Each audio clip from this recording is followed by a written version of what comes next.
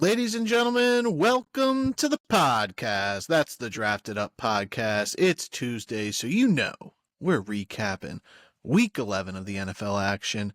We're diving in to our Thursday night preview and doing our prospect spotlight. That's Nick. I'm Theo. You can follow us over on Twitter at DraftedUp_pod, or we're over on Apple, YouTube, and Spotify. Just search Drafted Up Podcast. You'll find us. Like, rate, subscribe, review, share, all that good stuff. Word of mouth. We appreciate it. How you doing today, Nick?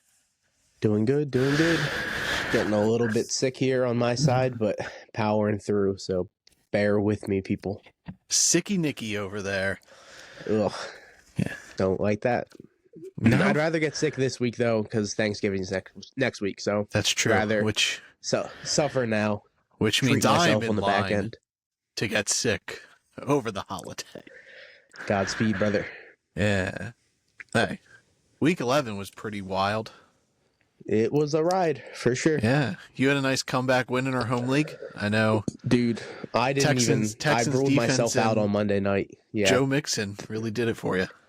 Yeah, Joe Mixon getting 38 near 40 points, and then the Texans D getting me 30, so Brandon Aubrey did all he could to not get me that win. So, yeah, I think I was down like 70 points or something like that with the three people. It was Joe Mixon, Brandon Aubrey, and the Texans defense, and pulled out the win, dude. I watched zero of the game, so you got that Monday miracle.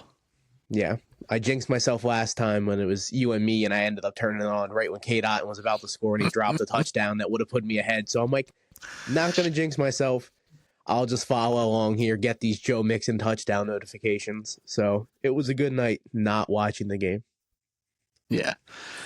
So let's start it off. Thursday night football. The Philadelphia Eagles beat the Washington Commanders to improve to 8-2. The Commanders fall to 7-4. Eagles now control their own destiny in the NFC East. Jalen Hurts was fine. Not spectacular, but little letdown, to be honest. Yeah, the offense in general, sans Saquon Barkley, just kind of ho-hum. Like A.J. Brown was 5 for 65. Devonta Smith, 4 for 29. Dallas Goedert, if you started him, 5 for 61, you'll take that. He's fine. Saquon Barkley was the superstar of this offense. My God, dude. 146 yards and 2 touchdowns, 2 catches for 52 yards. Those 2 touchdowns were like 20 seconds apart. They were within a minute, which is insane, dude. He's shining. As a Giants fan, you would think it hurts, obviously, but I'm just sitting back and enjoying it, dude. I have him a lot in a lot of fantasy leagues. I believed in him, so I'm honestly happy for him. Yeah, there's been up and downs for him, but for the most part, he has been rock solid. Yeah, pretty consistent there for Philadelphia. There has been games where Jalen Hurts has stole the touchdowns, but that's otherwise, the thing. Hurts has like 9 touchdowns or something like that at the goal line. Yeah. Otherwise, Barkley's been incredible and getting some use in the passing game, which was my big worry for him there with the Eagles having a lot to go around, and Saquon now just sitting pretty towards the top of the wide receivers, of the running backs, sitting at number 2, currently in full PPR, just a couple points over Alvin Kamara, but an absolute dog. But it is almost an every other week thing. You date that back to week 6, 7.4, week 7, 26.7, week 8, 12.1, week 9, 32.9, week 10, 8.8, and this past week, 33.8. So week 12 might be a fade Saquon Barkley week, but he's going to be in your lineup regardless. But keep an eye on that. It might be a Jalen Hurts and receiving game week coming up for Philadelphia against the Rams. Yeah, you can't expect 30 points every game like he did 7, 9, and this week 11. But he'll hit his floor. He'll get 15. I'm confident with that. Yeah. Especially with the Rams. Could be a shootout. Yeah, the Rams offense, they can ball, but the Eagles defense has been playing incredible football here. Yeah. Let's get Quinyon Mitchell some defensive rookie of the year hype. This dude has been an absolute dog for the Eagles. Yeah, and he is unbelievable, dude. And then Washington, Jaden Daniels, 2 weeks in a row, kind of Yeah. average performances. I think you can really tell the ribs are getting to him. I He's think a also bye played two week. really good defenses. Yeah, I think the bye I week mean, is even much needed for him. oh, I agree. But even if you go back even past just the 2 weeks, the Giants and the Bears. So it's the Bears defense, the Giants defense, the Steelers defense, the Eagles defense. That's four really good defenses. That like the Giants are getting at him. He's getting sacked a bunch, but he's powering through. I expect a big week versus Dallas for sure.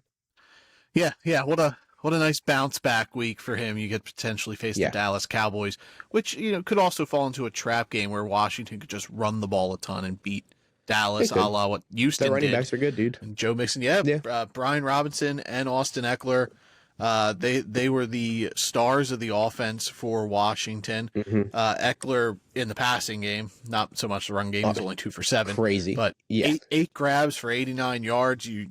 You'll take that. And then Brian Robinson, surprise start, 63 yards and a touchdown for him. So if you started either of your Eagles backs, you were happy with their performances. Commanders backs. Yeah, sorry, the Commanders. Yeah. Eckler did nothing in the run game, but man, he was their receiver in this game. Him and Zach Ertz. The cornerbacks, that speaks for Quinyon Mitchell and blanking on his name. Cooper DeJean and Darius Slay. Darius Slay's the one, Cooper DeJean. Yeah, their secondary is unbelievable. And Quinyon Mitchell's locking down everyone's number one. Terry McLaurin had 2 targets, 1 catch. Yeah. And that's nothing to say. Terry McLaurin's amazing. But Quinyon Mitchell's on the scene. He's one of the best corners in football already. He's just locking people down, dude. He's coming up hot on Defensive Player of the Year for sure. Jared Verse has to watch out. Defensive. That's what I meant. Defensive Rookie of the Year. Yes. You worried at all? Him and Jared Verse. You worried at all about McLaurin? I mean, he's sitting pretty wide receiver 7 in full PPR. I look at it more as an Eagles defense shutting him down. It was an Eagles defense, yeah. He had a really good week versus Pittsburgh, and Pittsburgh's a really good secondary. Philly, though, is just a whole different breed. Like, they're shutting down Jamar Chase had 2 catches, I'm pretty sure, on Philly's defense. So, it's nothing against Terry McLaurin. I'm still confident we get it. I went out and got Terry McLaurin at the trade deadline. He should be fine. You traded him. Yeah, I did trade him, but he does have Philly again one more time, so we have to watch out for that. So just be wary of that. Early in the season, we were targeting the Philadelphia defense heavily. Like, you wanted the receivers, and now they have become a defense you don't want to be playing against. So they've become an incredibly tough matchup, as seen with Terry McLaurin's weak performance and Jaden Daniels. But Zach Ertz, he did get a lot of work. At 6 catches, 47 yards. He did get the touchdown in the game. Yeah. You'll take the garbage time numbers for Zach Ertz if you had to play him. A beautiful 2-point conversion. If anyone hasn't seen it, go out and watch the 2-point conversion. It was unbelievable. Still haven't seen it. I've been telling you to go watch it. It's crazy. Zach Ertz was pretty good that game. They were loosely covering him. I'll give it to them. Like, they played a lot of prevent. They were not pressing Zach Ertz at all, and they were getting a lot on the final drive. I think he had 2 or 3 catches on the final drive. That's because you don't have to worry about him catching the ball and getting away from you. He's a classic. He ain't going anywhere. And honestly, if we're not podcasting, Zach Ertz doesn't cross my mind. No disrespect to him, but he's just not a guy I think about. Reasonable, but hey, man, he's had a little sneaky season. We brought that up throughout the offseason, though. He's tight end 7, so just keep that in mind, people. Cliff Kingsbury loves Zach Ertz. Yeah. So if Cliffy, your boy Cliff, gets a job as a head coach, I'll be heartbroken. You could probably bank on Zach Ertz going there. I'll be heartbroken if he ends up leaving Washington, dude. Him and Jaden Daniels have something special cooking up. I would love another season or 2 with him developing Jaden Daniels. Yeah, that would be good for him. But we'll see. His development in Jaden Daniels is the big reason why he's getting some head coaching buzz going here into the offseason. So, though. Yeah, I get it. You worried about Washington at all? Do you think they can still win this division, or do you think they're now just got to settle for a wild card spot? Do you think there's any way they catch Philly a game and a half behind the Eagles? I think they're going to be fine, but Philly's too good. I think Philly is a step above them, and Philly's just going to keep winning games.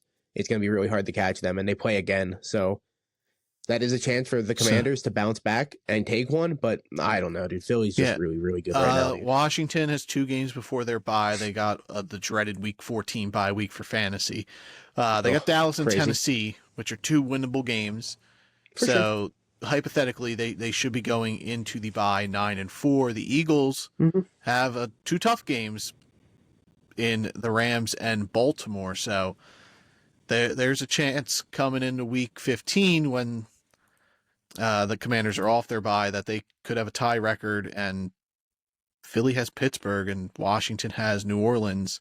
So there's a real realm where Washington's back in front by the time they play Week 16, and that game then is essentially for the division. Yeah, I think Philly's going to end up taking a lot of those tougher games, though. I think they'll take the Rams. I think they could take Pittsburgh. Even Baltimore. Baltimore's lost a lot of easy, winnable games this year. So Baltimore's also up in the air. You never know what Baltimore team you're going to get in terms of... Exactly, they're going to show up regardless. And Philly ends with Dallas and New York, 2 teams that should actively be tanking. So... yeah. So we'll see. It'll be tough, but Washington's got these 3 games coming up that if they win those, Philly's got the 3 tougher matchups that they can make this thing a little bit closer. Next up, Sunday regular time, 1:00. Regular Sunday game. Yeah. I'm so used to the London games happening that I just assume there's one every week at this point. I actually don't mind it. I like waking up at 9:30 and watching football. No, I don't like it.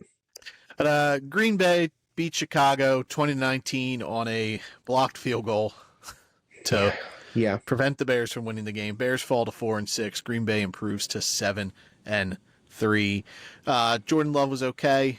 261-1, did throw an interception, had a rushing touchdown. Josh Jacobs, my start of the week, 76 yards, 1 touchdown, 4 grabs for 58 yards. Great game for him. He's actually 3rd in the league in rushing yards. I saw that today, behind only Saquon and Derrick Henry. Josh Jacobs year. Yeah. Jaden Reed, he had the touchdown, but 2 for 23 with the touchdown. Kind of ho-hum, and we thought that would be the case for the Packers passing options. Did not think Tucker Kraft was going to give you a goose. He got 0 on just 1 target. Yeah, him and Dontavius Wicks both goosed it on that game, but goose, it goes around in the Green Bay offense. You just got to watch out who's getting it. Yeah, even the good floor play guy in Romeo Dobbs, 1 for 17. It was the Christian Watson show for the Packers. 4 for 150.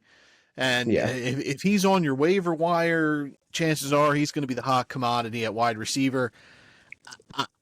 I wouldn't necessarily go hard after him just because I think there's tons of mouths to feed here in Green Bay, and I just think you're going to have a roller coaster ride with Christian Watson and just the Packers receivers in general. But they do have a great schedule coming up, so Watson might be a guy to stash and keep an eye on. Yeah, I think if you're one of the lower teams trying to fight for like the bottom 3 playoff spots, you need people that are going to hit on weeks, and Christian Watson's one of those guys. Yeah, big 4 upside. for 150 is crazy, dude. Yeah. And then Chicago, DJ Moore, 7 for 62. You'll take it. Roma Dunze, 6 for 65. It looks like they are now the top 2 guys in the offense, but we'll see. Keenan Allen had 8 targets. He did have 8 targets, but 4 for 41, and it was nice to see Cole Kmet getting involved again, 3 for 42, and that's when the Bears were the most successful, when they were utilizing Kmet. Caleb Williams, 231 yards, 70 yards on the ground, no touchdowns though from him. DeAndre Swift, pleasant surprise there, good game, 71 for 1. 40-yard run. He had a 40-yard run. Yeah, it was all. Oh no, I agree. It was a killer run game. He had one big run. Yeah, and Roshan Johnson involved too, with 10 carries, and he scored a touchdown. So keep an eye on that split. They might try to. Looks like they're going to shift to a more balanced backfield under new offensive coordinator Thomas Brown. So we'll see where that goes. I think that's good though for Swift. He's been struggling. He struggled versus New England. And even Arizona, he's 16 for 50, so that's 3 a clip. So hopefully with less carries, he can be more efficient and way more explosive. So Bears offense, you still Swift is really the only one I'm confidently playing. You're still kind of out on the receivers. The 7 for 62, it's flexible, but it's not feasible. He's gonna go off at some point, being DJ Moore, so you can throw him in your flex, but you expect games where he's the Keenan Allen role in this, where he's 4 for 40. Yeah, it's not the Justin Fields offense where Justin Fields is heavily targeting DJ Moore. No, he's not getting hyper targeted. Like, Rome had 3 more targets. Keenan Allen had more targets. So he was the 3rd targeted receiver. He just happened to bring in all 7 of them. DJ Moore is currently sitting at wide receiver 29. Averaging 11.3 points in fantasy. And Rashad, those are on slightly better than Rashad Bateman, who's wide receiver 32, averaging 10 points a game. I would have actually said Bateman was having a better season. And Wan'Dale Robinson's there too. He's averaging 10.9 with 1 less game played. He's had his bye. Yeah, so that puts in perspective where DJ Moore's sitting right now. Mm-hmm. And Green Bay, Jordan Love, this guy just loves turning the ball over. He's streamable. He's going to do that. But that's way different than last Brett year. Favre than Aaron Rodgers. Last year, he wasn't really turning the ball over. And then this year, he is 1st or 2nd in the league in turnovers, on a per-game basis. The first 5 games, he was fine because he had games where he had 4 touchdowns, 3 touchdowns. So and now the last 3 games he's played, he's only had 1 total touchdown passing-wise in those 3 games, but he's had 3 interceptions. So it's the 3-to-1 ratio now that it's becoming a problem, where it wasn't a problem when you're putting up more touchdowns than picks, but the 1-to-3 ratio is never good. Yeah. But he's only still streamable for sure in my eyes. 17 times this game, so not Josh Jacobs ran the ball not 18 times, so they ran the ball a ton. And it's really hard. The Bears have a really good pass defense, so I get it. Run heavy this week. Who do they have next week? Green Bay has San Fran. Yeah, they got a good game. They got a good stretch run for Jordan Love. Miami, you can pass on them. Detroit, pass on them. Seattle, pass on them. New Orleans, Minnesota, and then Chicago, Week 18. So Jordan Love, he's going to be a guy who's going to be, if he's on a playoff team, he's going to be starting just because of matchups and. Yeah, for sure. He could be on a lot of winning teams if that's the case based on his matchups. But good stretch run for Jordan Love here. We'll see if he can keep putting it together, get some more touchdowns to balance out those turnovers. It'll turn back around. How do you feel about the receiving crew there, though? Are you downgrading Jaden Reed at all? Does he become like a wide receiver 2 to like a flex guy now? That's where I've around had him the last couple of weeks is wide receiver 2 flex area. Watson is now above Romeo Doubs though, because he has way higher ceilings, and Doubs now has his floor can be 2 points. So his floor is now Christian Watson's floor. Watson's ceiling's way higher. Sorry about that. Getting sick. So Watson would jump Romeo in the receiving pecking order, but it would still go Reed, Watson, Doubs, Wicks. Tucker Kraft though is someone you got to kind of keep an eye on. He hasn't been anywhere near as steady as he was. No, early on. And he's got San Fran for half the matchup. Yeah, Jaden Reed's sitting right now, wide receiver 12, averaging 14.3 yards a game. So he's still a wide receiver 1, but he doesn't feel like I don't know if you can play him with that wide receiver 1 confidence. No, not anymore. I don't think so. Though he's got a nice stretch. I think he's going to be really helpful in the playoffs, to be honest. Yeah. You'll put him in your lineup, but I see him more as a wide receiver 2.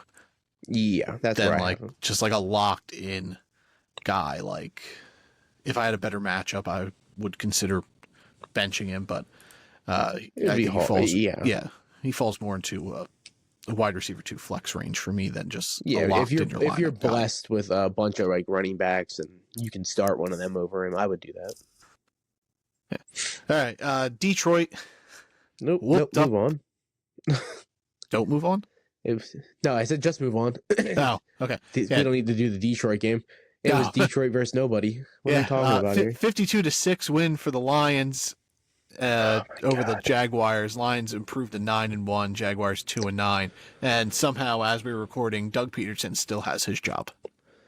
I literally been checking my phone every day since Sunday, just waiting every ESPN sleeper notification that comes through. I'm like, well, this is the one. Doug Peterson fired, and no, it's never that. And I'm like, okay.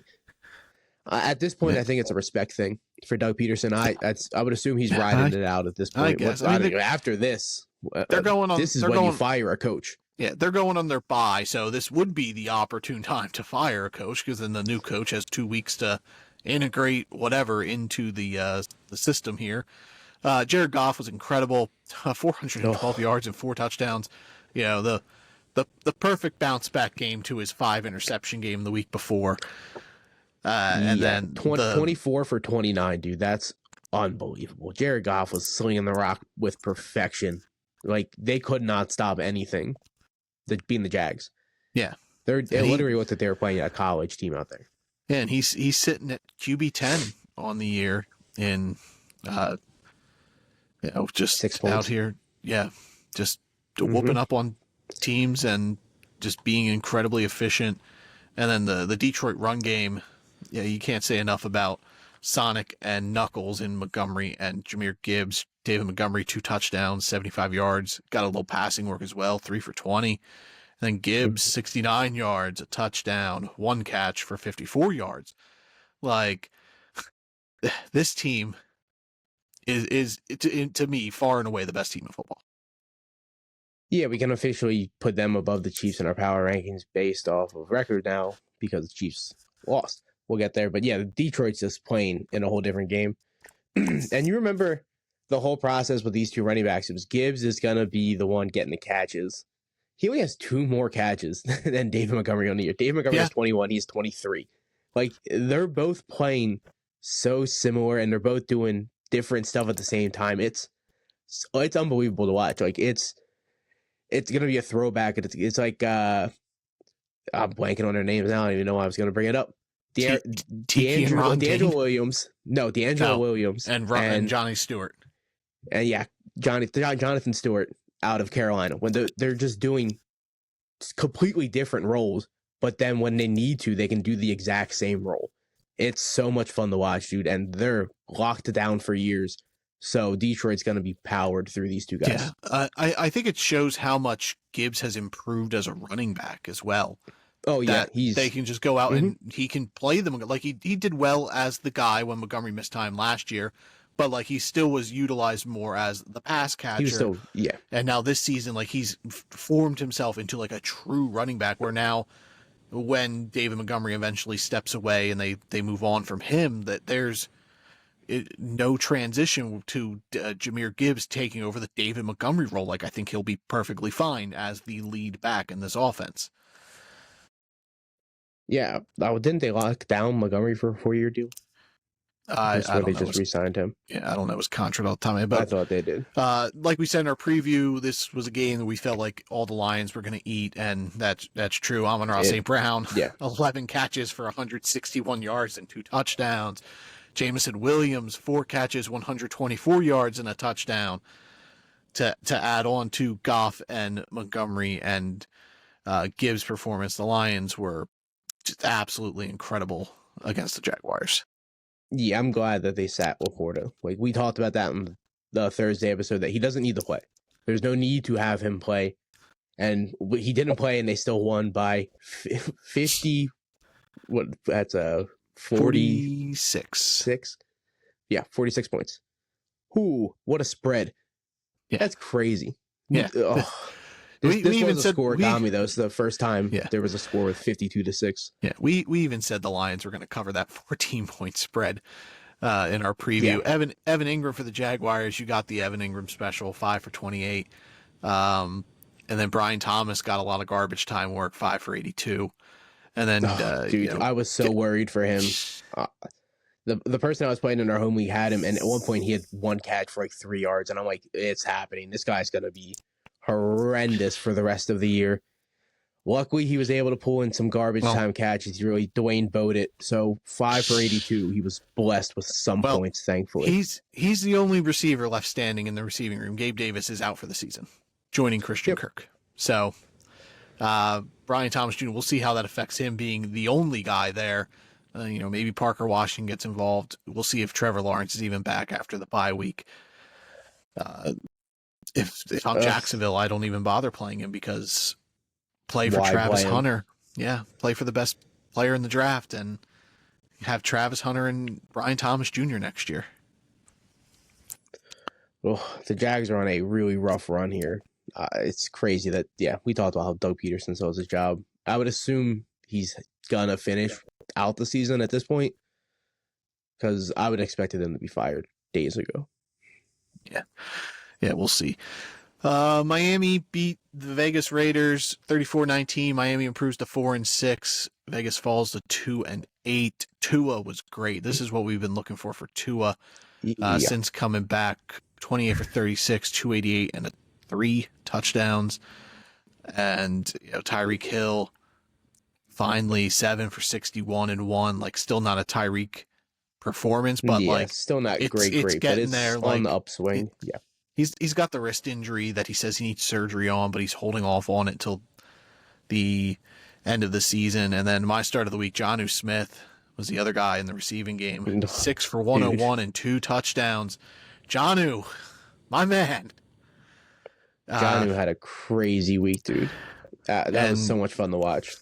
Yeah, he was still probably the second best tight end on the field because on the other side's Brock Bowers.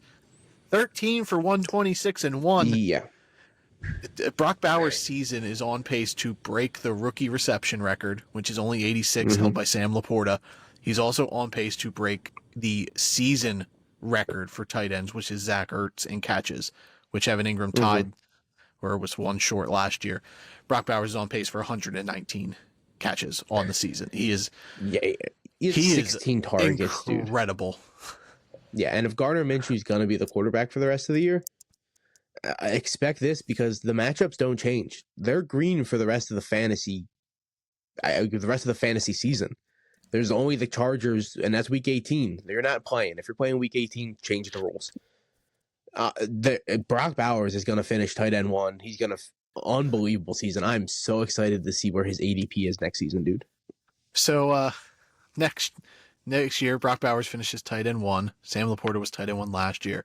We targeting Colston Loveland or Tyler Warren for tight end 1, the top 2 rookies in this class. No, I'm targeting Brock Bowers as tight end 1. Yeah, I wasn't very confident in Laporta. We talked about that all season. He was very touchdown driven. Brock Bowers is everything. You have 16 targets in a game. You can have 100 yards in a game. You can have 2 touchdowns in a game. Any given Sunday for Brock Bowers, he's tight end 1 next year, without a doubt in my mind. Yeah, and whatever quarterback ends up in Vegas next year, whether it be one of the rookies or they trade for one or whatever, they got a new best friend in Brock Bowers. Yes, sir. Because he is that dude. The running game, it ain't it. Alexander Madison, 5 for 19, 3 catches for 50 yards. Zamir White, 5 carries for 9 yards. Like, it's abysmal out here for Vegas. And like Jacoby Myers was 4 for 28. Like, they're getting nothing done in the passing game unless it's Brock Bowers. Yeah, and that just shows for Brock Bowers, like, the receivers aren't doing shit. Gardner Minshew's trying to sling the ball. They threw the ball 43 times. Yeah. Like, that's a ton, dude, and nothing to show for it except for Brock Bowers. So you wouldn't think they threw the ball a ton looking at the box score. No, not at all. You would be like, oh, they threw a ball a good amount because Brock Bowers had that, but other than that, no one had anything. So to almost throw 50 times and have one guy to show for it is pretty crazy. We moving on from Raheem Mostert. 3 carries for -2 yards. You have to, dude. It's a send off. Like I think if you're carrying a running back that's not Devon Achane from Miami, you might as well just pick up Jalen Wright, even though he's been incredibly inefficient in the Mostert role, essentially with 5 for 4. Yeah, like, definitely. This is Devon Achane. He out carried Mostert. That's 2 weeks in a row. Achane is now somehow worked his way into like almost a workhorse running back. And that is not what you want from him. That's scary, dude. He's fucking like 185. Yeah. He's a tiny man. 17 So for 73 and 1 for Achan, 4 grabs for 32 yards. Like he's the most consistent piece of this offense. definitely. So Yeah. we'll see. We'll see. Any chance Miami makes a run, kind of gets sneaks into the playoffs? What's their schedule looking like? They got New England, Green Bay. Green Bay. Green Bay's gonna be rough. The Jets, Yep. that should be easy. Houston's gonna be rough. San Fran's gonna be rough. Chicago, though, or not Chicago, Cleveland and New York to end the season again. So 2 easy games, quote unquote, easy games on the back end. There's 4 games they should win, just straight up on paper. And then you can claim the San Francisco game to be a toss-up. You never know what you're getting from the Niners. And their defense is good. They force turnovers. Like they're a better real-life defense than fantasy defense, so they might give Jordan Love some problems. Yeah, we'll see where they go. Like eight wins, 9 at max. It's gonna be rough to get in with that. They look like an 8 and 9 finish. But a nice bounce back from how it was to start. Like you see how important Tua is, and Mike McDaniel's job's going to be safe. Important. He still needs to switch up something, dude. Like the NFL has figured out the Dolphins, so get if they're not switching it up next season, it's going to be a struggle. They got to switch up because they're 2 high safeties. It's not working for Waddle and even Tyreek per se. So you got to switch up your offense. Start using them underneath and just force them. They've been trying. They've been trying all season. It's not working. Throw them the ball where they're catching it while moving, and they're already got a head start. Like they got to do something. You're right. Like they've unlocked Jonnu Smith though, so that's true. Do whatever you're doing with Jonnu Smith with freaking Tyreek Hill. Yeah. Jonnu, dude, he's been not consistent, but he's been solid here and there throughout the season. He's playing his way into just on almost he's tight end 9. And, that's in standard scoring. He's tight end 8 in full PPR. Yeah, so he's got a bunch of boom weeks. Yeah, but he's getting 7-8 points a game. He's a reliable stream guy. He's averaging 10.2 points per game, which is more than Zach Ertz, more than Kyle Pitts, more than Hunter Henry, more than Mark Andrews, more than Tucker Kraft. Yeah, maybe he's startable for sure. Yeah, we might be hearing Jonnu Smith's name a lot more in the starts of the week with how bad tight ends are. Moving on, the Rams beat New England 28-22. Close game, like I expected. Rams improved to 5-5. New England falls to 3-8. I am sorry for disrespecting Matt Stafford and saying he was not even a starting quarterback in Superflex. Thank you. 4 touchdowns for Matt Stafford. Hey man, Matt Stafford usually sucks outside. Good. You put Matt Stafford in an open air and he's usually just okay. But 4 touchdowns, 295 yards. Okay. Great game. He finally wins. New England was the one stadium he's never won a game at, so he is won at 35 different stadiums now. And on a mission. Yeah. And the Rams offense kept Kyron Williams, no touchdown. Oh, dude. Again. They're killing me, dude. Get this man in the end zone, dude. 86 yards also, on the ground. No receiving. He had no 0 targets. Yep. Like, that also drives me insane as a Kyron owner in a lot of leagues. This man, he's really good in the receiving game, dude. He's had 5 catches a couple weeks. He's had 4. But you got to start getting this guy in the receiving game. Like, come on. Next week's Philly, dude, so I'm not looking forward to that. Didn't need to get him in the receiving game because Cooper Kupp had 6 catches for 106 yards and 2 touchdowns. And Puka Nacua had 7 grabs for 123 yards and a touchdown.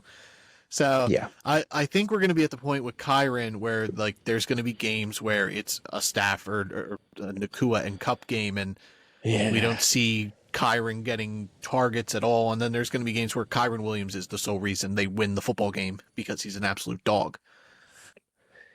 Yeah, hopefully he has a decent game versus Philly. Washington was able to get both of their running backs involved. So I'm watching out for Cooper Kupp and Puka Nacua next week. I want to see how they handle Philly's defense. Yeah, that's gonna be a good one. Sunday Night Football. And Drake May, he just keeps doing what he needs to do. He's got it. He's playing great football. and it still helps the Patriots because they're still losing. And but exactly. they're not losing because of Drake May. Like, he had 2 turnovers, but you could see he's got it, and get this man some weapons, and New England might be cooking again. Like, this guy's out here throwing to Kendrick Bourne, who was their leading receiver with 5 grabs for 70 yards and a touchdown, and Pop Douglas was 5 for 59, and Keyshawn Boutte once again leads the team in targets. 4 catches on 6 targets for 33 yards. Javon Baker played, didn't have any targets, but he was on the field. He got some kick return work, and nothing from Jalen Polk. So Jared Mayo said Javon Baker's going to see more opportunities as we go on through the season. So I love to see that, because we were really high on Javon Baker here throughout the scouting process. Yeah, but I think they should need to be getting Polk and Baker more involved. No, absolutely. Boutte's a bum. But we know Hunter Jared Henry Mayo having 9 targets is crazy. Austin Hooper having 4 targets is crazy. So I'm fine with Henry having targets. Hunter Henry's a good tight end. Austin Hooper, though. Not 9, though. 9's too many, dude. There's no reason for we got to get the younger guys involved. Well, we know Jared Austin Mayo Hooper's... hates Jalen Polk. He's soft. No, that's so true. That guy's in the doghouse. I wouldn't be surprised if he just doesn't play a ton going for the rest of the year, and Javon Baker passes him on the depth chart, and we look towards maybe next year for Jalen Polk. I think we got to write this year off for him. There's beef with the coach. Yeah, it's something. I feel Mayo's going to be there, though, again next year possibly. Well, I mean, Brandon Ayuk had beef with Kyle Shanahan, and he worked his way back into the lineup, so it's not out of the realm there. And Ramondre, we missed on him, 20 for 73, 4 for 16, so he was okay, but he's a low-end RB2 for me going forward, more of a flex guy. Yeah, you would love to see a touchdown with that game. Like, that stat line's good, and if you throw a touchdown on there, it's a great game. It would have been 18, 19 points, so you'd been really happy with a touchdown, but you'll take the 13-ish.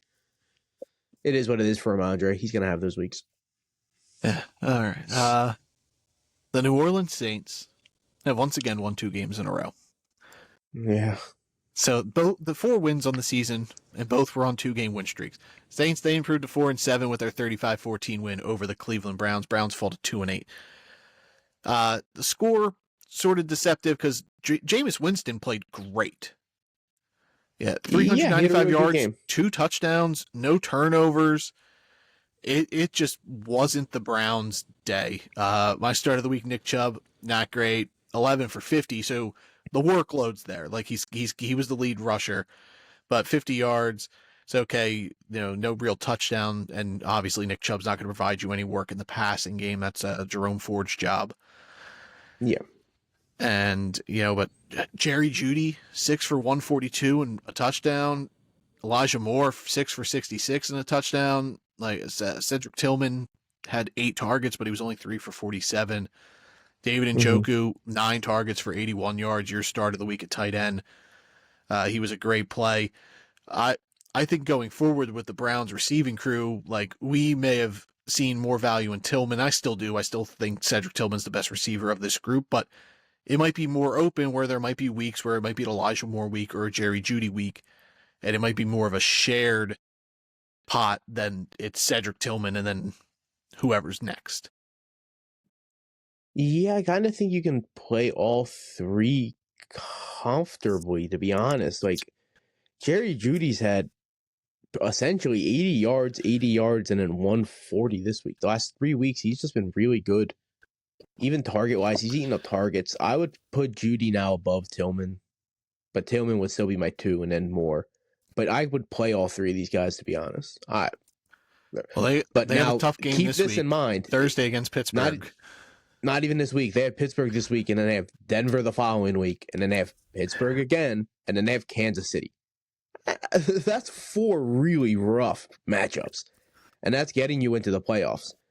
So you might feel really bad your first playoff matchup playing them versus Cincinnati, but you can confidently play all 3 of these guys versus Cincinnati. Mhm. But now there's a chance that there's some type of ill feeling towards these guys because these next 4 games can be pretty fucking rough. It's gonna be touch and go. Like, I mean, there's a chance too. Like, I think more these tough games coming up. It's gonna be one of them's gonna be above the other, and like only one of them. It's really gonna be playing Exactly. the water. Which one you're hitting on? And I would put Elijah Moore 3. I don't want to play that game with him. I think Judy and Tillman are the safer ones. I think you can put them in as flex guys, and you'll take what you can get with them. But I wouldn't be risking Elijah Moore unless it's that Cincinnati game. And even then, I don't want to play Elijah Moore in the playoffs. Man, he's had 12 targets, 9 targets, and 8 with Winston.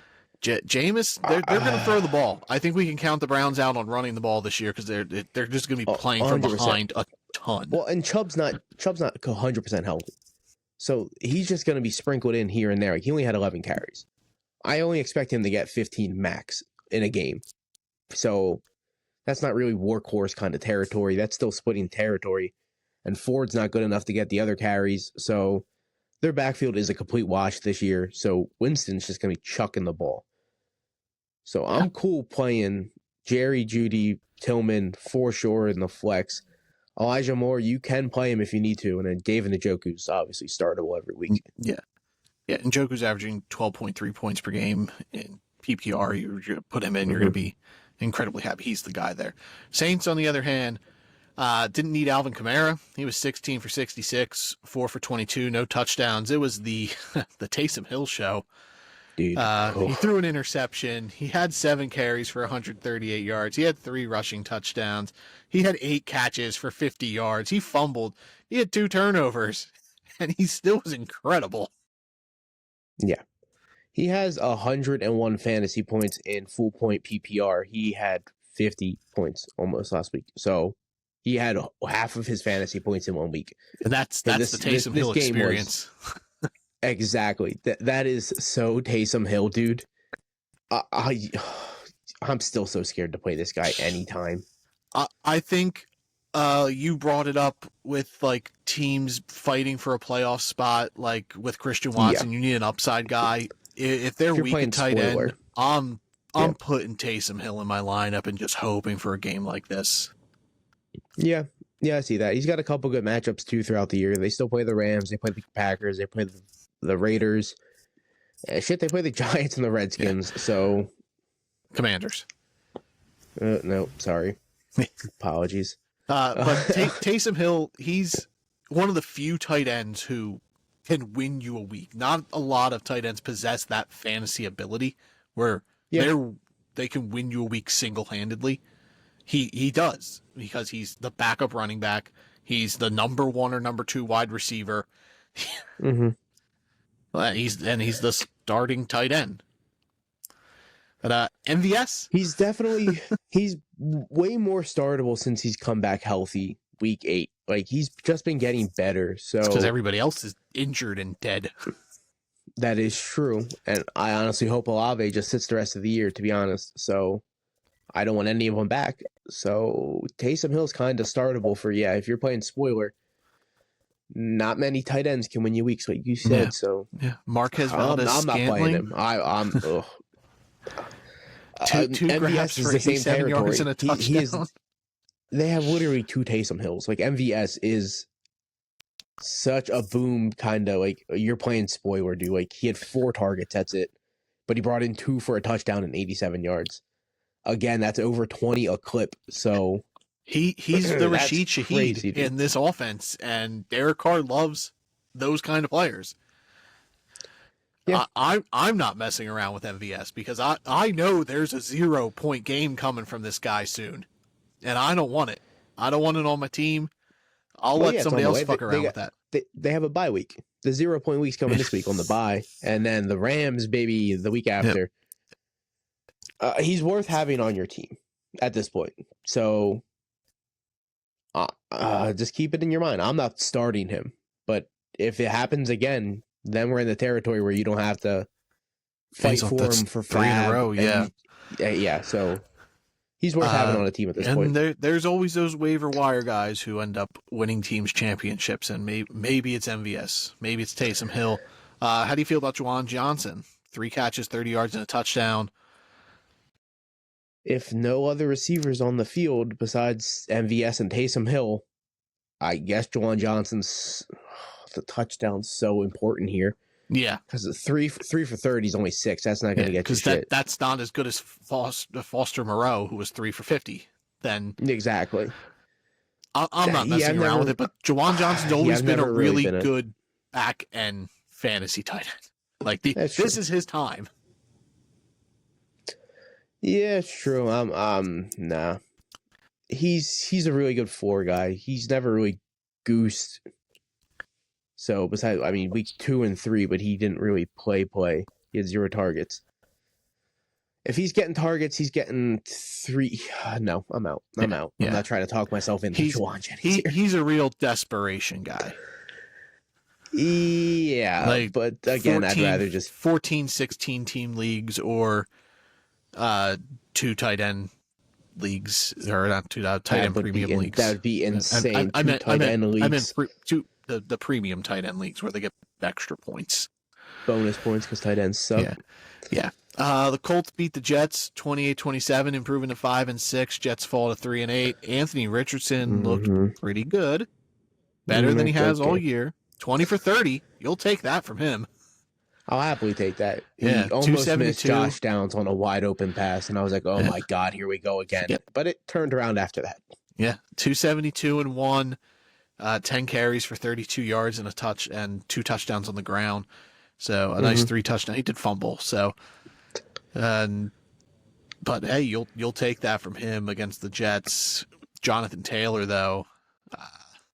Yeah, this one you have to be worried about. 24 carries. They were trying to use him, but 57 not yards. At the goal line, though. They're not using them at the goal line. That's the problem here. I think it's going to be a situation where sometimes it's going to go to Taylor at the goal line. Sometimes it's going to go to Richardson. Taylor wasn't necessarily efficient, and I think that's why they went towards Richardson this week. But I think it's going to be the risk where Jonathan Taylor with Joe Flacco could be the RB1. With Anthony Richardson, he falls more into a low-end RB1, high-end RB2 range. Yeah, his ceiling's still tremendously high, but he's going to have games like that where he's just getting a bunch of carries and nothing else. So expect a bumpy ride with Richardson at quarterback here for Jonathan Taylor. But Josh Downs, though, seems like he's still pretty playable. Yeah, he's the safest of the receiving group to me. 5 for 84 and 1 touchdown. He's the only one I'm playing. I wouldn't mess with any other ones. Yeah, if I'm playing Alec Pierce or Adonai Mitchell, I'm just a team trying to beat a playoff contender and spoil their season, and just looking for an upside play. Michael Pittman, he's just a floor guy. Like no, I'm out. 8 targets. I'm out on Pittman. 8 targets is nice. He's a guy you just keep him on your bench and. Yeah. I'm not saying cut him, but you can't play him. No, I wouldn't be starting him. Downs to me is the only one with like a ton of upside and safety play. And then the Jets are a mess. They fired their GM today. Aaron Rodgers is bad, but 2 touchdowns, 184 yards. Like, it was a fine game, but Breece Hall was great. 16 for 78, 1 touchdown, and then 7 for 43 and another touchdown. He was the offense. Yeah, Breece Hall is really the only consistent piece here. Like Garrett Wilson now, he was only 4 for 18. Devontae Adams is fine, but Breece Hall is, man, it's going to be a bumpy ride. They got the bye, thankfully, but he should finish strong. He's got a couple good matchups here. But other than Breece Hall, though, ugh. Yeah, you are questionable here for the Jets. The Jets give you the ick. Oh, definitely. Well, mainly Aaron Rodgers, who's questionable now to even be their quarterback next season. So I'm very, very interested on the Jets' whole offseason and what they're even going to be doing here. Yeah, they bombed their whole organization for everything that this guy wanted, and now they need to pull the rug. They thought Aaron Rodgers was going to be their Tom Brady or their Peyton Manning, and he was neither. No, he was not, dude. He was bad. Anthony Richardson, you willing to fuck around and put him in your lineup again?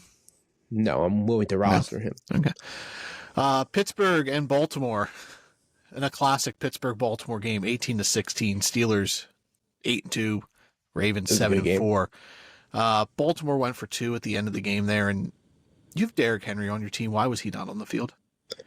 Like, yeah, even if you're not going to give him the ball, make it look like you're giving him the ball. The presence of Derrick Henry is going to make you stack the box and open up the passing game. You need to get 8-9 guys in the Steelers box, and you need to get Andrews out on the wide like we was in, so you need to get him wide because it's not going to be Flowers or Deontay Johnson. They're not going to get a 2-point conversion. So you got to get one of the tight ends involved. You got to stack the box with Henry. It was a bad call. It was a bad play. It was a good call, bad play. Yeah, not a great game for your start of the week. Russell Wilson, 205 yards, an interception, Dude, 4 carries for 1 yard. Baltimore was getting to him. Yeah, I don't know what happened, dude. He looked bad. It was rough. He handled the game well, he game managed the game well. That was I don't even know if that was said right. But Russell, he was not a good fantasy option. He's going to have very good weeks here to come, but the Ravens defense got him. Shoot, you had a rare dud week from Lamar Jackson, too. 207 yards, a touchdown, and an interception, 46 yards to the ground. Quarterbacks in general, yeah. Dropped the ball. So, and Derrick Henry was only 13 for 65 and a touchdown. He did fumble, so a rare game. Like, Najee Harris was 18 for 63, and then he had 4 grabs for 30 yards. So he essentially outperformed Derrick Henry in fantasy. And then Jalen Warren, 9 for 41, 4 catches, 27 yards. He might be a guy you should be stashing up on your bench there if Najee goes down, or situations like they're going to be passing. Like, he's healthy. He's looked better the last couple weeks. He's had double digits the last 2 weeks. Like, they have a really, really rough matchup here for running backs, but they're going to have to get him involved somehow. Can't win games without running. And George Pickens was good. 8 catches for 89 yards, which was a ton of Russell Wilson's production went to George Pickens. Didn't body slam anyone this week, so I'll take that as a win here for George Pickens. Yeah. Zay Flowers was only 2 for 39 and a touchdown. Bateman was 2 for 30. Like, offensively, this wasn't great. Likely was 4 for 75. He was a surprise. I didn't think he was going to play. Mark Andrews was only 2 for 22. Like, Chris Boswell, this guy's the Steelers MVP. Another 6 field goal game from him. He's having an amazing season. Justin Tucker missed 2 field goals. Then essentially, he hits one of those, they win this game. Yeah, he's having a little streaky season here. He's Justin Tucker, turned into just an okay kicker. He's had the season though before. Back in 2014, he finished as kicker 11. He's currently kicker 10. So, like, it's not out of the realm of his seasons, but it's just so few and far between that when it does happen, you're like, yo, this guy this is weird. Just because he's having a bad season. He's not automatic anymore. No, God forbid no. But it wouldn't surprise me, though, if he turns it around and finishes as kicker 1 next season. It's still in the realm of possibilities. Yeah, but a pretty ho-hum game for fantasy. A great game, real life-wise. It was a fun game to watch. Oh, yeah. Fantasy-wise, it was not there, but both defenses really shelled out, hit hard. It was a fun game to watch. Yeah. Minnesota beat the Titans 23-13. They covered the spread, which I did not think was going to happen. Vikings improved 8-2. Titans fall to 2-8. Sam Darnold was okay. He did fumble, but 246-2. Not a lot of force feeding this game, which was his issue last week against the Jaguars. Will Levis handled the Minnesota defense much better than I thought he was going to. 295-1. He did have an interception. He did get sacked a bunch, which you're going to expect from Will Levis, but he performed a lot better than I thought he was going to, and he's got green matchups across the board for the rest of the year, so he might be a stream option. I wouldn't go that far yet, but there's a legitimate chance that the Titans aren't even looking at quarterback next season just because of Will Levis. If he's able to play decently enough, you just surround this guy. You already have Calvin Ridley. Get I was gonna say another number. They have a ton of other needs that I don't think they can afford to address quarterback. Bring in a veteran. Yeah, who's not Mason Rudolph. Well, no, bring in Sam Darnold. Yeah, sure. You bring in someone who's good. Sam Darnold's good. I'm not saying he's not. Okay, I was just like, well, are we saying Sam Darnold's not good? No, when you brought up Mason Rudolph, that's not what I mean. No, I said that's not Mason Rudolph, because that's who they brought in this offseason. Yeah, like no, don't do that. Like don't bring in Drew Lock like the Giants did. Don't bring in a guy that can actually win you games. Justin Fields, Sam Darnold, someone that can compete for games. Yeah. None of the running backs were great. Cam Akers, 10 carries for 25 yards. He had a receiving touchdown. Aaron Jones, 15 for 39.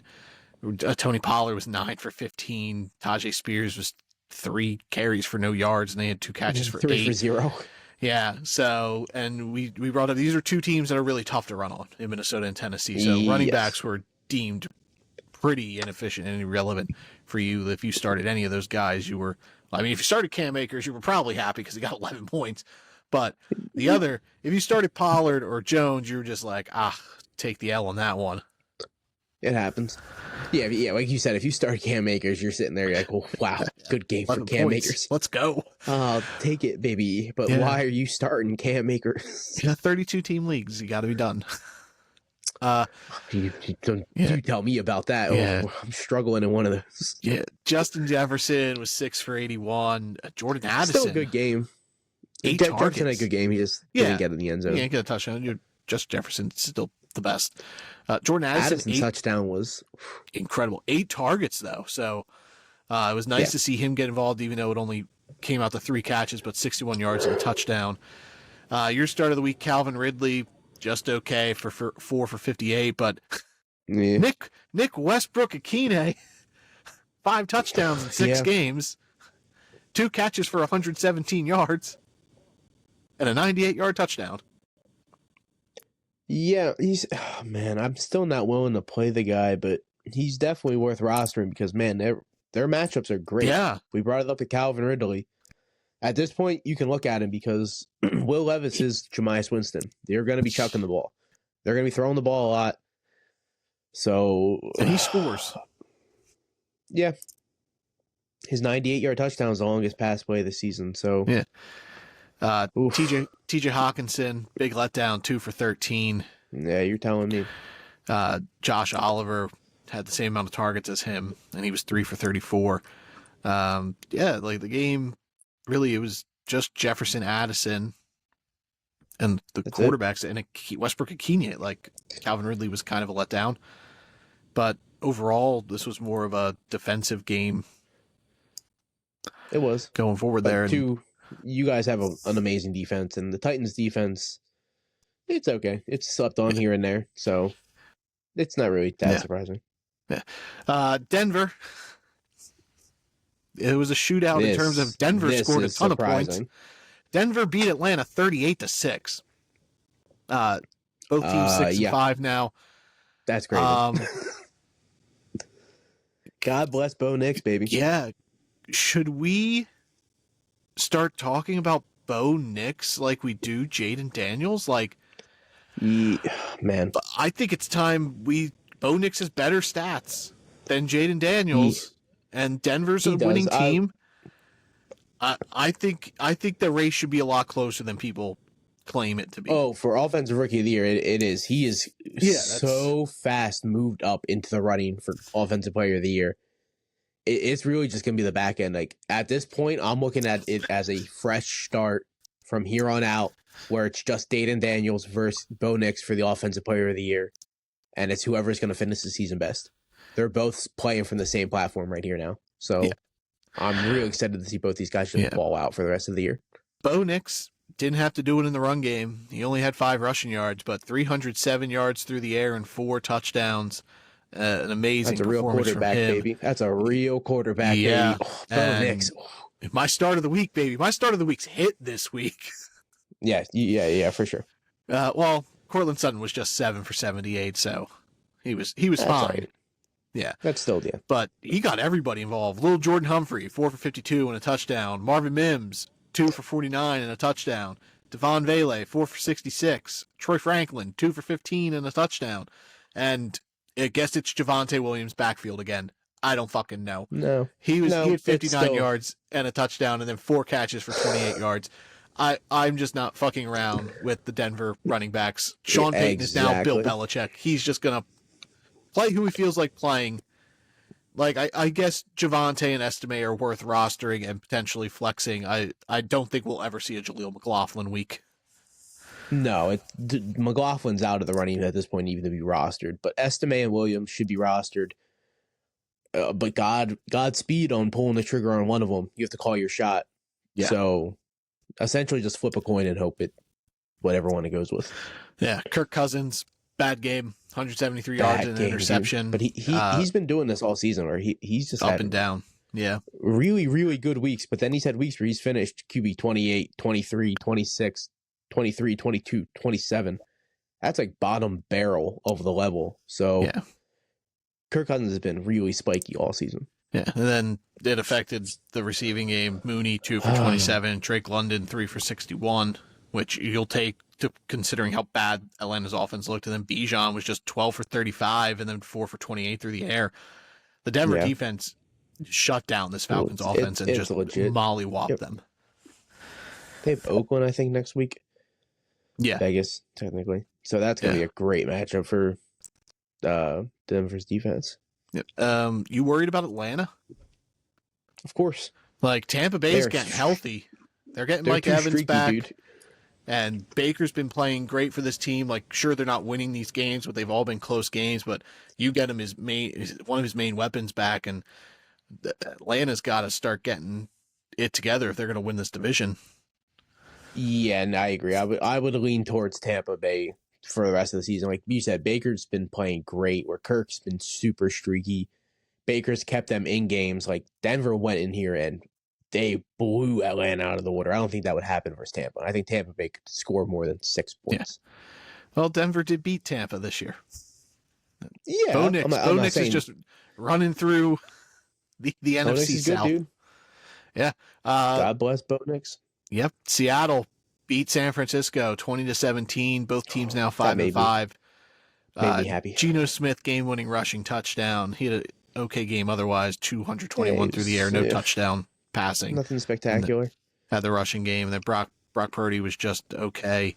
159 yards and a touchdown, and then he had another touchdown on the ground. So his 2 touchdowns really saved his game because there wasn't much productive stat lines elsewhere. He did have an interception as well. Kenbone Walker for 54 yards, touchdown, 2 for 5 through the air. I want more from Ken. No, tough defense. Like, it is. I want more, though. His numbers were on par with Christian McCaffrey, who was 19 for 79, 4 catches for 27 yards. I get that, dude. He had 8 catches, though, last time they played San Fran, dude. I want that more. I want more involved. Well, that's because all the catches went to Jackson Smith and Jigba, who was 10 for 110. And I get it. He might be having the quietest top 10 fantasy season at wide receiver ever. Yeah. He is wide receiver 10 in full PPR with a 14.8 points per game. That's true, and he's only started in 54% of leagues. So yeah, no, I feel that. He's out here having a crazy season. Like DK, he missed a game here or there, but JSN's been so involved. At this point, Lockett's just been put on the back burner. It's kind of sad to watch. We watched Lockett his whole career, so. But JSN, dude, he's taken over. He's so good. Yeah, I'd be locking him in my lineup going forward for the rest of the year. DK Metcalf was still good, 7 for 70. It was his first game back. And Tyler Lockett, though, 2 for 19. I think we can move on from him. Yeah, it's rough. The week before, it was the bye week, but the week before that, but he had 16 points. He lucked into a touchdown, but no DK didn't play. Yeah. And they got a couple rough matchups. Like, they played the Jets, they played Green Bay, they played Chicago in the championship week. Ooh, yeah, you can't start Lockett. You can't even roster. You can roster deep leagues. You can roster him, like deep leagues, 14-team leagues. You can roster him. Yeah. Ricky Pearsall goosed. Debo was only 4 for 22. Juwan Jennings is the guy for Brock Purdy. 10 for 91 and a touchdown. No George Kittle. I mean, that played a part in some of it. But Juwan Jennings is the week before. He's the Brandon Ayuk of this offense now, and he's looked the best of the 3 wide receivers all season. Oh, 100%. He's looked way more consistent than Debo has. He's looked better than Ayuk did when Ayuk was healthy. Like, he's back-to-back games with 90 yards, 11 targets in both games. Like, he's Brock Purdy's trust fund at this point. So Yep. Juwan Jennings is a guy that you are rocking to the playoffs. So I'm very thankful to have him on my home league. So You somehow worried I about got him back. you worried about the 49ers? I've been worried about the Niners all season, brother boy. So I don't know what we're talking about here. All right, rest of season, you think the Niners or Seattle? Who you have more faith in? The Niners. Okay. Kansas City, they finally lost the game, falling to 9-1, losing to the Buffalo Bills 30-21. Patrick Mahomes, 3 touchdowns, 196 yards, 2 interceptions. Josh Allen, 262 yards. He had 2 touchdowns, 1 through the air, 1 on the ground. He had an interception as well. This game was as advertised. Great game. James Cook's numbers weren't great, 9 for 20, but he had 2 touchdowns. But the touchdowns were, dude. And then 5 catches for 7 yards. He somehow became Rashad White in 2 different spots. That is true. Kareem Hunt, 60 yards on the ground, wasn't able to get in the end zone. Xavier Worthy, they gave him multiple goal line carries being Kareem Hunt. So with Pacheco now looking like he's going to at least play next week, you got to find a way out of not playing Kareem Hunt. I wonder if Kareem Hunt is like hit the wall and it's just his body caught up to him.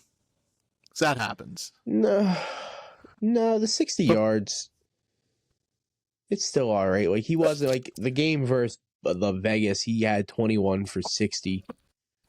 He just happened to get no pass work. Like he had 7 catches the week before. Yeah, they were. If you would have added a couple catches on this, it would have been feeding all right. Everything to Xavier Worthy. Yeah, weird way to run the offense, by the way. 4 catches for 61 yards and a touchdown. DeAndre Hopkins was only 3 for 29. Travis Kelce was 2 for 8. Noah Gray had 2 touchdowns. He was 4 for 23 with 2. Like, the Chiefs played a really strange game, and I don't know. Buffalo looked a lot better than they did. Yeah, for sure. Buffalo played like Kansas City still played all right, but none of their weapons were involved. Like Kelce didn't get involved. No, Hopkins they traded Buffalo, for him. He's not Buffalo involved. defense is legit. Oh, 100%. And that's what it comes down to. Like, Buffalo's secondary is they're locking down people. Their front is getting to the quarterback. Buffalo, they got a nice break here with a bye, so expect big things here on the back end for Buffalo. Yeah, Khalil Shakir was 8 for 70. Curtis Samuel was 5 for 58 in the touchdown. Finally, great to see him involved. Amari Cooper played, but he was 2 for 55. Like, he had a great catch. He did. Beautiful catch. We'll see what his involvement is after the bye week. Dawson Knox in replacement of Dalton Kincaid was 4 for 40. Yeah, Buffalo. We'll see if they can hold this up, but there's a chance they might end up getting the 1 seed. Kansas City still got to play the Chargers, still got to play Denver. They could. And if the playoffs got to run through Buffalo, that's not a fun place to be playing football. Yeah, Buffalo ends with New England, New York, New England. So that's 3 good games on paper, but they do play San Fran and Detroit. And the Rams. I think the Rams are as good as San Fran, so that Detroit. I'm excited for Buffalo's next incredible. 3 games. Oh, dude, that game versus Detroit is going to be phenomenal. Sunday night football. The Chargers squeaked out a win, 34-27 over Cincinnati. Chargers improved to 7. Yeah, Chargers improved to 7-3. Bengals fall to 4-7. Yeah, it was 27-6 at one point, and then Joe Burrow took over, and I feel so bad for Joe Burrow and this offense because they're playing insane football. Joe Burrow, 356, 3 touchdowns. He leads the league in touchdowns, 27. He's got less than 5 interceptions, and somehow the Bengals are 4-7. Yeah, if the Bengals were good, Joe Burrow would be MVP race. Like, he would be leading. He'd be right there with Lamar. At this point, Josh Allen's going to be really close to Lamar, so that fourth down run. I would lean Josh Allen right now over Lamar. Yeah, I see that. Buffalo's been playing way more consistent. Joe Burrow, though, has been balling out of this world, dude. And so is Chase Brown. Like, we can't, like, They Yeah. actually, and that's, I'm so surprised that they actually have a run game and they still aren't putting it together. Like I thought that's been the missing key here, and it's not. So at this point, you got to get all new management. You got to strip that defense raw, keep the ends. They got good players. It's Like rough. Mike Hilton's one of the best, if not the best, nickel corner in football. They got decent linebackers. Pratt's okay. Wilson's really good in the middle. The ends, Hutchinson and Hubbard. Hubbard's okay, but Hendrickson's great. He's a top 10. Yeah, At least league I in would keep him. sacks. BJ Hill's pretty good. He's a free agent though. We'll see what Chris okay. Jenkins becomes here if he develops into a starter. But the Bengals need something like, it could just be a case of just needing a coaching change on defense. Like, look what that did for Minnesota. Minnesota's personnel essentially got worse under Brian Flores, but Brian Flores has changed the culture of the defense to be so efficient, whereas Lou Amarillo, or whatever his name is just not doing it. And Zach Taylor is one of the worst coaches in football. Zach Taylor's the problem. Yeah. But Jamar Chase said it. Is so gung-ho on not firing coaches. Like Marvin Lewis was there 12 years past when he should have been there. Yeah. So they don't fire coaches just because they're so stubborn. They think they're Pittsburgh or Baltimore. They think they're in the same kind of prestige category where they just have a coach and we don't fire. Dude, Zach Taylor's not the answer. Cheap owner. Don't want to pay exactly. I get that. Yeah. Evan McPherson, he did miss 2 field goals. So he makes one of them. They win this game. But T. Higgins, great to see him out there. 9 catches on 148 yards and a touchdown. Jamar Chase, 7 for 75, 2 touchdowns. I'm gonna go back to your McPherson statement. 1 field goal gives them 30 points. Well, no. But in terms of the game, though, that's because J.K. Dobbins scored a touchdown at the end. Chances are that doesn't happen. Oh yeah, yeah. They're up. J.K. Dobbins shouldn't have scored that touchdown. No, I think the Bengals were trying to. They were just playing too lax defense, and I think they just gave up. That defense, and it's also bad. Like the Chargers could have just kicked the field goal and win, but just seal it, guarantee it, and that's what J.K. Dobbins did. Yeah, I get it. Yeah. No real Gesicki involvement. No catches. That's because T. Higgins was back. The tight ends in general just were kind of there. Yep. 2 for 13 for Hudson, 1 for 9 for Sample, nothing for Gesicki. Yoshiva was 3 for 46. No real fantasy relevance there. But the Chargers, Justin Herbert, they got a great schedule coming up. He could be a guy who could really be useful for fantasy. He's looking healthy. 297 and 2, 65 yards on the ground. He was playing very like Pat Mahomes, like where he was just taking those rushing yards. Like he saw the open field, took them, and was just getting those big scrambles for the Chargers.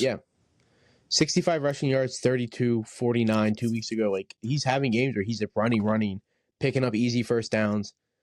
He only has one real tough matchup on the remainder of the season. That's Denver, and it's the first week of the playoffs, so you got to watch out for that. But other than that, though, he's looking pretty cakewalk schedule for Justin Herbert here, fantasy wise. Yeah. So I expect big things here for Herbert. Yeah. J.K. Dobbins, 11 carries, 56 yards, 2 touchdowns. That really put him over the top there. Gus Edwards was 2 touchdowns were that carried him here. That's 12 of his 18 points. Gus Edwards was really involved early. He was 6 for 27. He was the more efficient back, and then I don't think I saw him the second half of the football game. Yeah, this is multiple weeks now that they're just not using him in the back end. They'll use him early, and then they just stop using him. 4.5 a carry. I don't know. And also the goal line, they ran 4 plays on the goal line and didn't once give him the ball. Like this dude had 13 touchdowns last year. It was a strange call to give the ball to Hassan Haskins 3 times. They did that last week though, and Haskins got in. So I think I would assume he's their goal line back at this point. I don't know what the fuck they're doing. Yeah. Who knows? Maybe they're preserving Gus Edwards for the playoffs. That's a weird guy to preserve. Yeah. Lad McConkey, 6 for 123 on 9 targets. Quentin Johnston at 8 targets, only holding 2 of them. A lot of them were downfield, and he was just locked up by Cam Taylor-Britt. But 2 for 48, 1 touchdown. He had a nice game there. I think both guys are startable for fantasy going forward. They play Baltimore this week, Monday night. Baltimore fat pass funnel. I think you can rock with Yeah, confidence, I agree. either one of them. And then Will Dissly. I would lean towards Ladd if I had to pick between the two. Yeah, but I think both are he startable. provides a safer floor. Quentin Johnston has a ceiling The upside touchdowns. with his touchdowns and big plays. Ladd's not going to get a 50-yard bomb. And then Will Dissly, he's the tight end here, 4 for 80 and a touchdown. He's involved. Yeah. He's got a great schedule going forward. He could be a streaming guy rest of season. Sure. Yeah, just like Justin Herbert, he only has one really odd matchup, and it's New England for fantasy wise. But other than that, he's got great fantasy matchups. So Will Dissly here is very streamable if Justin Herbert keeps getting him involved. Yeah, I saw how pissed you were when Will Dissly got that touchdown down the seam because you were playing him in the home league. The way I looked at it, I had played against him in a home league, and I went in the Sunday night needing. It was like 12 points for Joe Mixon, my defense, and my kicker each needed to get. So they each needed to average 12 to get 36 points. And Will Dissly came out here and got like 18 points, and I'm like, well, this is a wrap. I'm down like 50, 60 points. And at that point, it just kept getting worse. So I'm like, well, it's not going to happen. Will Dissly just literally ruined my fantasy hopes, but thankfully Joe Mixon is his kryptonite, dude. So. Monday Night Football, the Texans beat the Cowboys 34-10. Dallas falls to 3-7. Houston 7-4. CJ Stroud did what CJ Stroud does. It was just a fine game, but nothing for fantasy. It was a fine real life game. Yeah. He won them the game. He didn't win them the game, but he kept them in. Played clean football. Yep. Joe Mixon, 109 yards, He's 3 so touchdowns, good, 2 grabs for 44 yards. Tank Dell, 7 targets, 4 for 54. Nico Collins, same stat line, same amount of targets, 4 for 54. You were disappointed in Nico's performance, but I imagine this is an easing in situation here. I'm not worried about Nico Collins at all. The first play of the game, though, was a 75-yard screen catch by Nico, and he took it to the house, and it was called back for illegal formation. So he could have had a huge game. Yeah. And then he disappeared for a bit where he wasn't on the field, and I was following along on Twitter, and I'm just like, people were worried, he might have tweaked the hamstring on that screen because he disappeared for a bit, and then he came back in. But Houston, it was just Joe Mixon for them, and then Cooper Rush. What he does. Cooper Rush looked way better than he did against the Eagles. He chucked the ball, 354 yards on 55 attempts, 1 touchdown, interception, which you'll be happy because CeeDee Lamb looked, 8 for 93. So they were getting him targets. So that was good to see. Rico Dowdle did nothing, 10 carries for 28 yards, but they were playing from behind this whole game. So he wasn't really relevant yet. He had 5 targets, but only brought in 2 for 6. And Jake Ferguson got hurt, so keep an eye on that. But Luke Schoonmaker was 6 for 56 on 10 targets. So if Ferguson comes back, I haven't heard anything on what the injury was. I think you can be a little more comfortable with him, seeing how involved they got Schoonmaker with 10 targets and then 5 for Span Ford. So 15 targets outside of Jake Ferguson. So there's a realm that Dallas is going to force feed him and CeeDee Lamb, where you can kind of be a little more comfortable again with Jake Ferguson. Yeah, Ferguson left the game with a concussion. McCarthy said he is going to be hard pressed to play. So we'll see what happens here with Ferguson. You usually miss a week with a concussion, though, when it's officially ruled a concussion. So yeah, watch that out. But if you're going to be peppering CD here with targets, you're a little bit more happy with this game versus Houston here, definitely. So hopefully it's like this coming for the rest of the season, 12 plus targets every game for CD. Just get this guy the ball. Whatever you can do, get CeeDee Lamb the ball. Yep. All right, that's week 11. Now we got week 12. Thursday night football. Pittsburgh versus Cleveland. Before we dive into that, our Thursday preview is sponsored by our friends over at W Energy. I said it on Thursday that we had some news, and that this is the news. Thursday night football preview sponsored by W Energy. We've all had days where you just need a little pick-me-up, whether it's, long day at work or the morning coffee just wasn't hidden, or, you're like us and you're up all night grinding tape or chucking bombs in College Football 25. Well, W Energy's for you. W prides itself on full transparency and ingredient disclosure. No sugars, no calories, no artificial dyes, no fillers. You can download their mobile app, go to your Play Store or Apple Store, search W Energy, it'll come up, or you can go to their site, w.gg. That's WDUBBY.GG.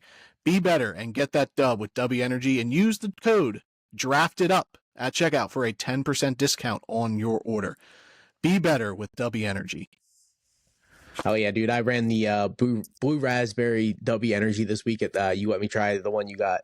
It was great, dude. It tasted better than any type of blue energy drink I had. So I'm not gonna be pumping a product if I don't like it. Yeah, and I love blue raspberry stuff. So give me any type of blue. Yeah, they got a ton of interesting flavors. So go out, use code DRAFTEDUP, get yourself a 10% discount, and help support the podcast a little more than just listening to us. But we appreciate it if you guys go out there, use that code DRAFTEDUP, W Energy mobile app, or www.w, that's DUBBY.GG. All right, so Thursday night preview, the Pittsburgh Steelers take on the Cleveland Browns in Cleveland. Steelers are 3.5-point favorites. A very disgusting over-under of 36.5 points. Oh boy, baby. Steelers got that defense. And Cleveland's defense is okay too, but the Cleveland's just banged up in general. Pittsburgh, you can lock in George Pickens. You can lock in Najee Harris. I think you could. Flexible, you could start Najee. Yeah, you could fuck around with Jaylen Warren if you're desperate, but if it was a Sunday, I'd be more comfortable sliding Warren in. But on a Thursday, I'm not trying to play a floor guy. No, I'm out. But yeah, and then from Cleveland, you can play the roulette of one of the receivers. You got the receivers. I would, and the Njoku. Yep. How would you? I think we both said we have Elijah Moore 3. You're putting Judy over Tillman.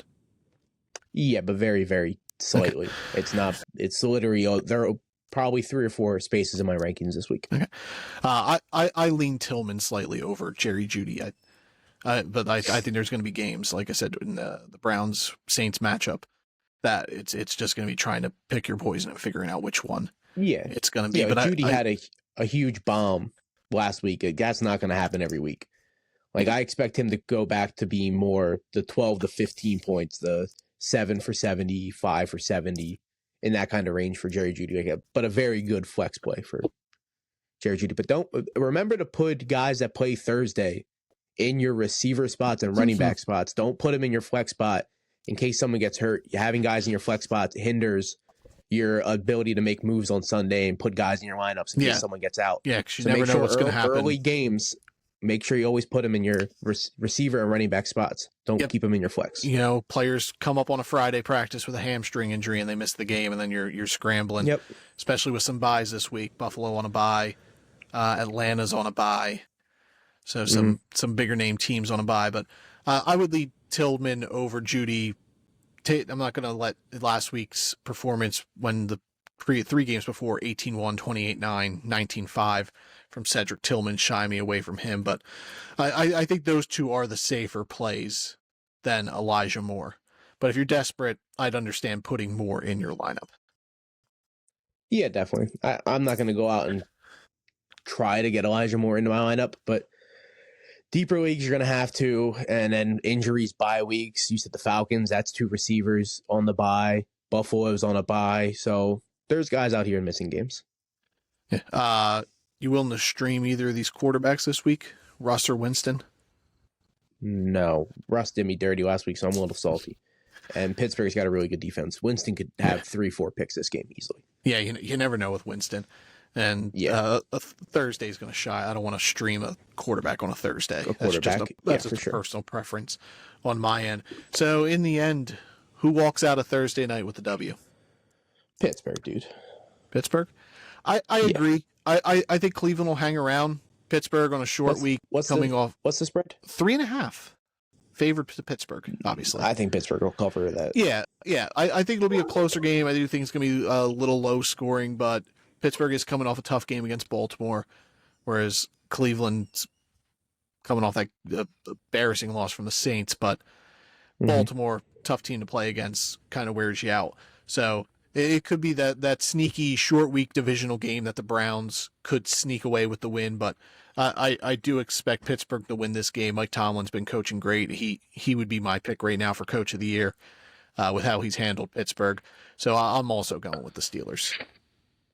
Yeah, I would also throw in Dan Quinn's name for Coach of the Year and Sean Payton. Well, Just for having two teams that should not be in the running, having rookie quarterbacks. No love for Kevin O'Connell. No, it's just they stop it. You shut the hell up. Those guys taking rookie quarterbacks that should not be producing. No. And they're looking great. Of course, Kevin O'Connell's always in the running for Coach of the Year, though. That's what he does. He's like Stefanski if the Browns are good. Yeah. But next year, Kevin Stefanski's going to win Coach of the Year for the third time.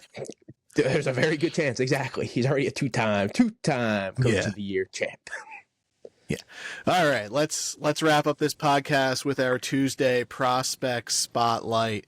Who you rolling with today? Last week we did I did Kyron Lacey, the LSU wide receiver, and you did Cam Ward, quarterback from Miami. Who you bringing to the table today, Nick? Yep, you did a receiver last week, so I was like, I'll just piggyback off that. I did a receiver this week. From receiver you did LSU. I'm doing Ohio State. I'm doing Emeka Egbuka, wide receiver, Ohio State, 6'1", 205. He could have came out last year, but he was a little banged up, so he would have fell. I'm really glad he came back. I'm so glad. I had like a second round grade on him last year. He's a first round guy now this year, without a doubt in my eyes this year. His route running so clean.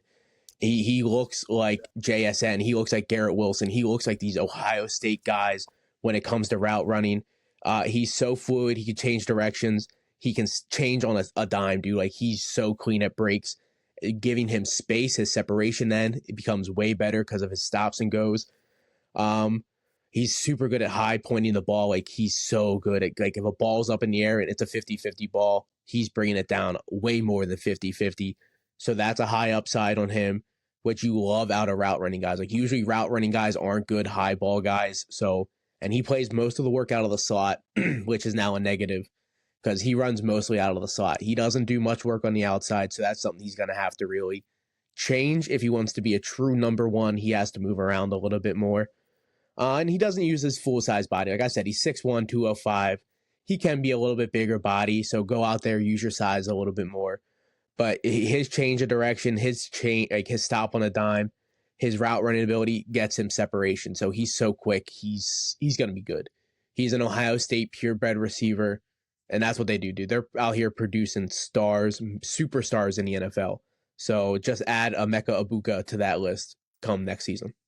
Yeah, he's healthy. He had that ankle injury, and you could tell like his tape the year before was real bad. And I was just like, I don't know about this guy. And this year he's healthy. Also, he's playing well. He's got some Keenan Allen vibes to me, like just the way he plays feels like Keenan Allen. I agree, but he also has the Keenan Allen injury vibes. That's a little bit of a negative. Like, Keenan Allen started his career a little bit banged up here and there for multiple seasons. So hopefully Emeka Egbuka is able to stay healthy. It's a little bit of a downside. But JSN missed a whole season and he's still in the first round. So I'm not saying he's JSN, but I'm saying he's good, dude. Like, he's going to be a really good NFL receiver. Yeah. I like Egbuka this year. I'm going to the defensive side of the ball. And I'm going with Jahdae Barron, the corner from the Texas Longhorns. So this is a guy, as Chris Collinsworth would say. So his first year in Texas, 2022, he kind of played that hybrid role, safety, nickel, corner. And then in 2023, he was just a straight nickel guy. And he's been good at both of those. And then this year, Texas has put him on an island, outside, on his own. And he is the highest graded coverage corner per PFF with a 91.6 coverage grade. Like, this guy is locking dudes down. He's 560 snaps played this year. He's had 42 targets, only 24 receptions, 153 yards given up. He's got 4 interceptions. Quarterback passer rating against him, 25.3. This dude, and this is a good corner class. Will Johnson from Michigan. Travis Hunter from Colorado, if you see him as a corner. Benjamin Morris from Notre Dame, another good one. This guy's my corner 3 right now. I just think he's an absolute stud out of Texas. Like, Yeah, he's a I dog. I thought him as a nickel safety hybrid, sort of like Tyke Smith last year from Georgia coming in. I thought this guy could get second round Garner, but now as an outside corner, you unlock that game and he's better there, which is great. You find an outside corner that can lock dudes down on an island, you got a first round pick, and I think this guy's a late first rounder. I think he's incredible. I think as the process goes on, a lot of people are going to come around. He's also a really good run defender.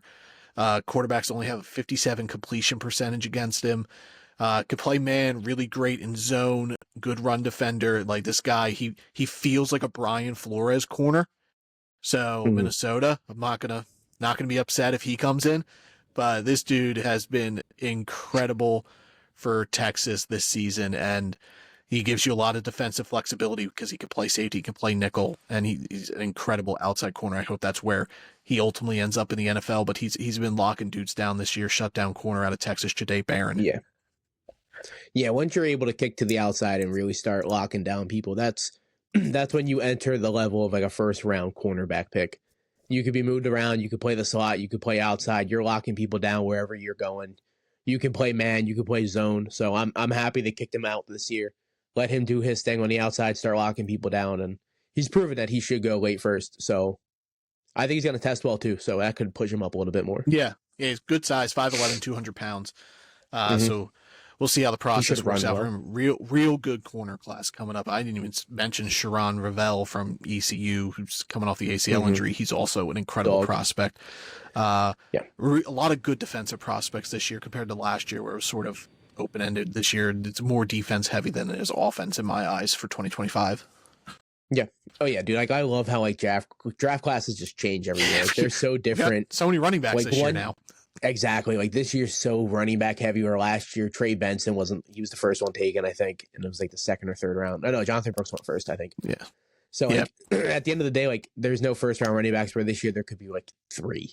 It's gonna be crazy. I would love to see all these running backs get love this year. And like Barkley's playing out, Josh Jacobs is playing well. So like these free agent running backs that got signed for bank last year are showing that running backs they're good. They're worth having a spot. And like also like rookie running backs are proven. Like Tyron Tracy's getting his shot. He's proven. Trey Benson's looked really good the last 2 weeks. I was going to bring up Trey Benson's finally getting more involved in Arizona's offense. Maybe kind of phasing James Conner out because he's a free agent next year. So it's kind of looking like Trey Benson's going to be Arizona's running back next year. So running back, I'm very interested. Allen's another one. Yeah, even Garendo, he's looked good at the opportunity he got. So and Ray Davis, the Shanahan. Oh, Ray Davis, baby, love it. All right, there we go. Tuesday prospect spotlight in the books. Nick bringing Emeka Ibuka, wide receiver from Ohio State, to the table. My guy, Jahdae Barron, Texas cornerback. That'll do it. Podcast in the book. We'll be back Thursday with our Week 12. Man, it's Week 12 already. Dude, previews. It's crazy. Football season goes too fast, and I hate it. There's 3 weeks till the fantasy playoffs. 12, 13, 14, and that's it. There's 3 weeks, everybody. You need to buckle in. You need to get ready. It's crunch time. Like there's 3 weeks. That's it. 3 games. You're fighting for a spot. Time to buck up. Yep. Lock yourself in for that playoff run. Guys, we appreciate you being here for the podcast. You can follow us over on Twitter/X at @draftedUp_pod, and then Apple, YouTube, Spotify. Search Drafted Up Podcast. We'll be there. Like, rate, subscribe, review, tell a friend, and then support us over on W Energy, DUBBY. Use the code Drafted Up for a little 10% discount on your order if you're into the energy drink game. Check them out. And then we'll be back here Thursday. We'll preview Week 12, and then we'll do our power rankings and all that good stuff. And starts of the week. Yep. Hell yeah, dude. All right. Adios, guys. Thanks always. Sorry, Drafted Up Podcast. Sorry for being sick. Adios. Bye.